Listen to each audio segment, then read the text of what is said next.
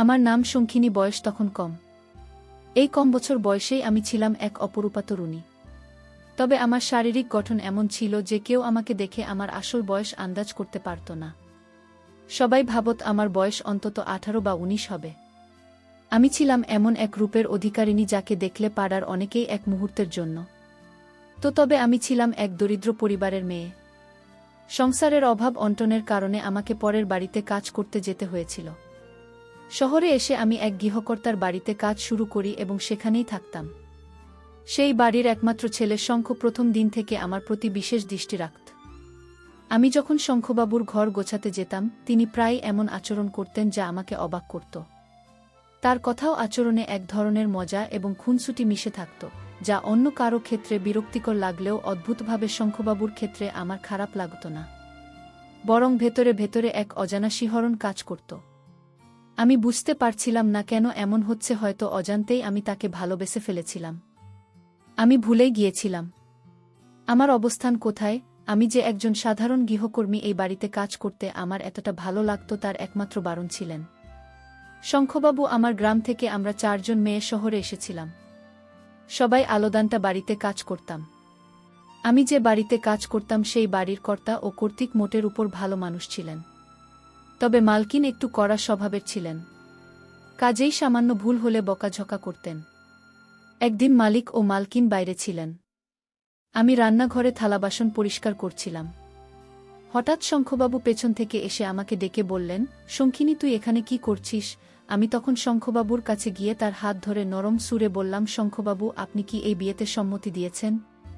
শঙ্খবাবু তখন ম্লান হেসে বললেন, আমার ইচ্ছে না থাকলেও আমাকে হয়তো এই বিয়েটা করতেই হবে, কারণ এটা আমার বাবা মায়ের খুব পছন্দের। তখন আমি আবেগ আপ্লুত হয়ে উত্তেজিতভাবে বললাম, তাহলে আমাদের মধ্যে যা চলছে সেটার কি হবে শঙ্খবাবু? শঙ্খবাবু তখন অবাক হয়ে বললেন, তুই কি বলতে চাইছিস? আমি তো কিছুই বুঝতে পারছি না। এরপর আমি শঙ্খবাবুকে আর কিছু না বলে রাগে ঘর থেকে বেরিয়ে আবার রান্নাঘরে ফিরে এলাম। সারা রাত ধরে শুধু একটাই চিন্তা করতে থাকলাম যে আমার আর শঙ্খবাবুর মধ্যে যে সম্পর্কটা গড়ে উঠেছে সেটার তাহলে পরিচয় কি? আমি তো মন থেকে শঙ্খবাবুকে নিজের ভেবেছিলাম, কিন্তু আমি তখন আর জানতাম না যে শঙ্খবাবুর মনে আমার জন্য কি ছিল, শুধুই কি শারীরিক আকর্ষণ নাকি মনের টান। এসব ভাবতে ভাবতে আমি যখনই সবে চোখ বন্ধ করেছি তার কিছুক্ষণ পরেই মালিকের ড্রাইভার সেলিম রান্নাঘরের ভেতরে ঢুকে আমার কাছে এসে বসল এবং আমার মুখে হাত বোলাতে লাগল। তার স্পর্শে আমি ভয়ে আঁতকে উঠে চোখ খুললাম এবং তাকে দেখে হতভম্ব হয়ে গেলাম। আমি তখন উঠে বসে সেলিমকে বললাম, তুই এখানে কি করছিস? বের হয়ে এখান থেকে, না হলে আমি চিৎকার করব। আমাকে ছোঁয়ার সাহস তোর হলো কি করে? তুই খুব বেড়ে গেছিস। এরপর যদি আমাকে ছোঁয়ার চেষ্টা করিস তাহলে আমি মালিককে বলে তোকে চাকরি থেকে ছাড়িয়ে দেব। মালিকের ড্রাইভার সেলিম তখন বিদ্রূপের হেসে বলল, শঙ্খিনী, তুই যে শঙ্খবাবুর সাথে রাত কাটাস সেটা আমি নিজের চোখে দেখেছি। তাহলে আমার সাথে থাকতে তোর কি সমস্যা? দেখে নিস, একদিন শঙ্খবাবু তোকে ধোঁকা দেবে। তুই যে স্বপ্ন দেখছিস সেই স্বপ্ন তোর কোনোদিনও সত্যি হবে না। তুই যে একজন কাজের মেয়ে সেটা ভুলে যাস না। এই বলে সেলিম ঘর থেকে বেরিয়ে গেল। তার চলে যাওয়ার পর আমি স্পষ্ট বুঝতে পারছিলাম যে সেলিম কোনো স্বপ্নের কথা বলছিল। যেহেতু আমি শঙ্খবাবুকে ভালোবেসে ফেলেছিলাম তাই আমি ভেবেছিলাম শঙ্খবাবু আমাকে বিয়ে করবেন এবং আমি এই বাড়ির কর্তৃক হব। ড্রাইভার আমার সেই স্বপ্নের দিকে ইঙ্গিত করে বলেছিল যে আমার এই স্বপ্ন কোনো দিন পূরণ হবে না। এই কথাগুলো ভাবতে ভাবতেই আমার সারা রাত কেটে গেল। পরদিন সকালে আমি যখন বিষণ্ণ মনে ঘর পরিষ্কার করছিলাম তখন মালিক শঙ্খবাবুর উপর চিৎকার করছিলেন। আমি তখন দ্রুত কাজ থামিয়ে বাগানের দিকে গিয়ে দেখলাম বড়মালিক শঙ্খবাবুর গালে এক থাপ্পড় মেরে বললেন, নির্লজ্জ কথাকার, তোর তো কোনো কাজ নেই। মালকিন তখন অবাক হয়ে মালিককে বললেন, কেন তুমি এত বড় ছেলের গায়ে হাত তুলছ? কদিন পরে ওর বিয়ে হবে, তখনও ঠিক দায়িত্ববান হয়ে যাবে। মালিক তখন মার্কিনকে বললেন, তুমি ওকে অতিরিক্ত প্রশ্রয় দিয়ে মাথায় তুলেছ। এই জন্য তোমার ছেলে উচ্ছন্নে গেছে। তোমার ছেলে বাজারের ওই মাস্তানির কাছ থেকে 3 লক্ষ টাকা ধার করেছে। ওই মাস্তানা জামাকে বাজারে ধরেছিলে এবং সব সত্যি কথা বলেছে। তোমার ছেলে এখনও টাকা শোধ করেনি। তারপর বড়মালিক শঙ্খবাবুর দিকে আঙুল তুলে বললেন, অনেক কষ্টে আমি তোর বিয়েটা ঠিক করেছি, না হলে তোর মতো অকর্মণ্য ছেলেকে কোনো বাবাই তার মেয়ের হাত দেবে না। রিনার বাবা আমার খুব কাছের বন্ধু বলেই তোর বিয়েটা পাকা হয়েছে। ওই সময় শঙ্খবাবু মাথা নিচু করে চুপচাপ সবকিছু শুনছিলেন। সবকিছু শোনার পর মালকিন মালিককে বললেন, কেন তুমি সকাল সকাল আমার ছেলেটাকে এত কষ্ট দিচ্ছ? ও সব ঠিক করে ফেলবে, বিয়ের পরও ঠিক দায়িত্বশীল হয়ে যাবে। তুমি ওকে কোনো ব্যবসা দাঁড় করিয়ে দিও, তাহলেও ব্যস্ত থাকবে। মালিক তখন মালকিনকে বললেন, তোমার আদরের ছেলেকে ভিজিয়ে দাও যাতে সে দায়িত্বশীল হয়, না হলে আমি একদিন ওকে বাড়ি থেকে বের করে দেব। বড়মালিক রাগে সেখান থেকে চলে গেলেন। রাজীববাবু তখন প্রচণ্ড রেগে নিজের ঘরে চলে গেলেন। আমি তখন এক গ্লাস জল নিয়ে রাজীববাবুর কাছে গেলাম। তখন রাজীববাবুর আগে ছোবে নিজের মাথায় হাত দিয়ে বসেছিলেন। ঠিক তখনই তাকে এক মাস্তান ফোন করে হুমকি দিল যে আগামী 4 দিনের মধ্যে যদি রাজীববাবু তাদের টাকা ফেরত না দেন, তাহলে তারা তাকে মেরে অবস্থা খারাপ করে দেবে। ফোনটা রাখার পর রাজীববাবু আমার দিকে তাকে বললেন, দেখছিস তো মালা, আমার এই বাড়িতে কোনো দাম নেই। আমার নিজের বাবা আমাকে বুঝা মনে করে আমার উপর সবসময় রাগারাগি করে, আমার দিকটা কেউ ভেবে দেখে না, আমার কষ্টটা কেউ বোঝে না। রাজীববাবুর কথা শুনে আমার ভীষণ কষ্ট হচ্ছিল। তাই আমি তার হাত ধরে বললাম, বাবু, আমি আপনার কষ্টটা বুঝতে পারছি, কিন্তু আমি আপনার জন্য কিছুই করতে পারছি না। রাজীববাবু তখন বিছানা থেকে উঠে দাঁড়িয়ে আমার হাতটা চেপে ধরে বললেন, মালা, আমি জানি তুই আমাকে অনেক ভালোবাসিস, কিন্তু আমি চাইলেও তোকে বিয়ে করতে পারব না রে।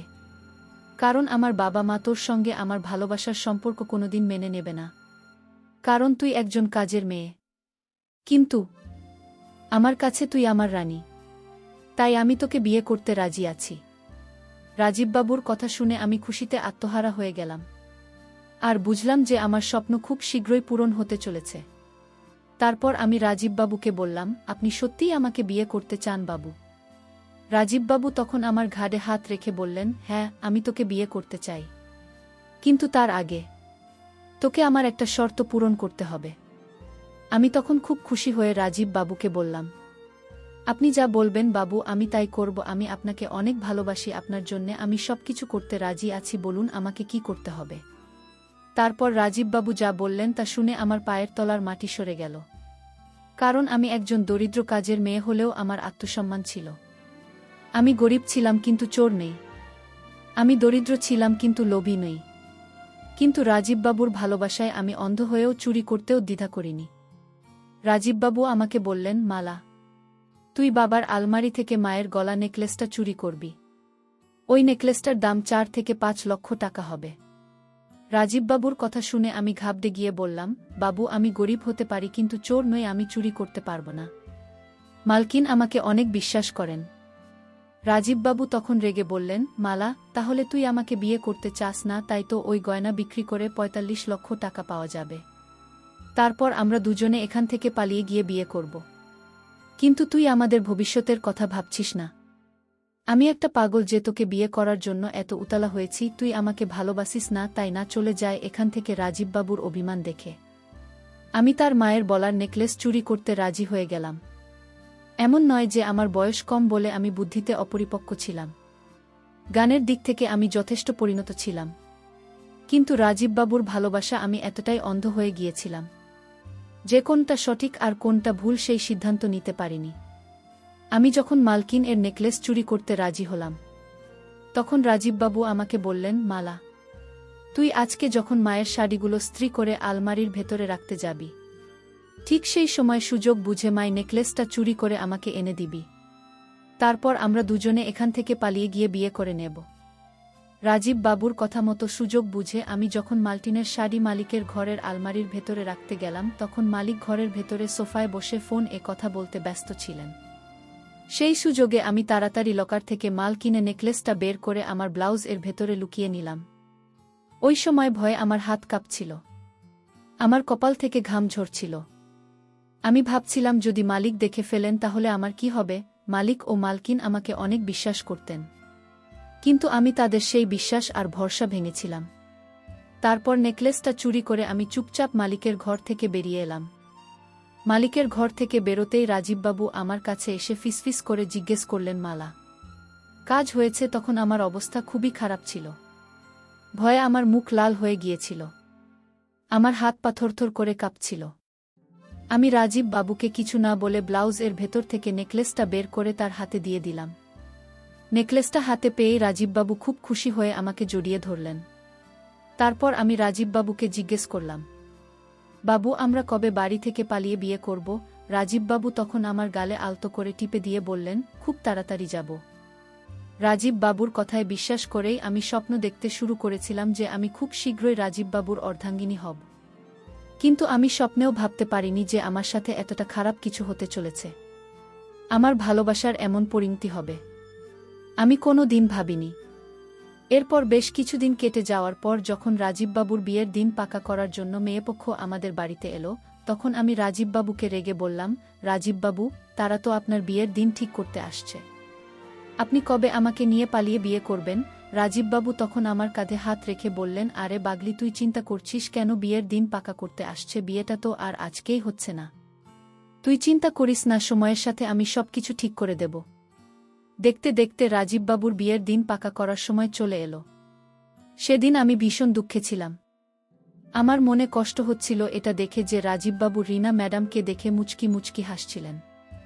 আমি এতটাই বোকাচ্ছিলাম যে তখনও বুঝতে পারিনি রাজীববাবুর আসল উদ্দেশ্যে কি। সেদিন মালিক ও মালকিনের বাড়িতে তাদের আত্মীয়স্বজন এবং মালিকের বন্ধু ও তাদের পরিবারের সদস্যরা উপস্থিত ছিলেন।